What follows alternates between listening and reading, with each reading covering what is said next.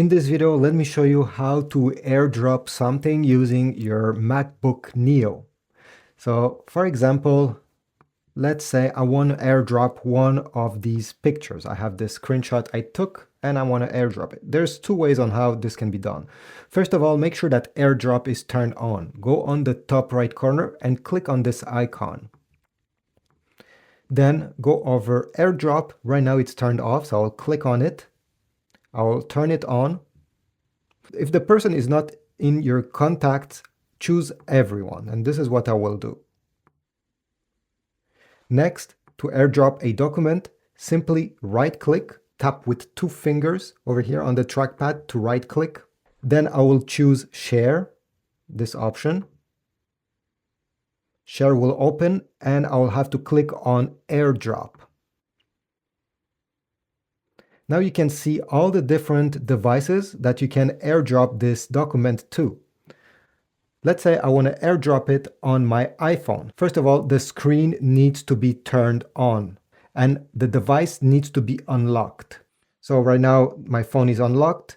Next, on the device that will be receiving, I'll do the same thing. I'll go drag down from the top right corner if it's an iPhone or iPad. And I'll make sure that first of all, AirDrop is turned on this device. So this is the AirDrop logo. I'll simply keep press on it, keep press on AirDrop again. And as you see on this device, it's contacts only. This computer is not in my contacts. Therefore, I'll say everyone for 10 minutes. And just like that, let me exit here. As you see, the iPhone appeared. This is the iPhone. Since now I can transfer files between devices that are from a stranger or from somebody not in my contacts. So I'll click on the iPhone. It will ask me to enter the code since this is a stranger device. Over here, I'll click Get AirDrop Code. And here we go. This is my code that I have to enter. Yours will be different, so there's no point of copying it. 563825. And it started and it has sent. And on my phone, I can see received from Alex because this computer is called Alex. So that's why you can see this. And I can click view to view whatever my MacBook Neo has sent. If that person is in your contacts, they won't have to enter that passcode that you just saw.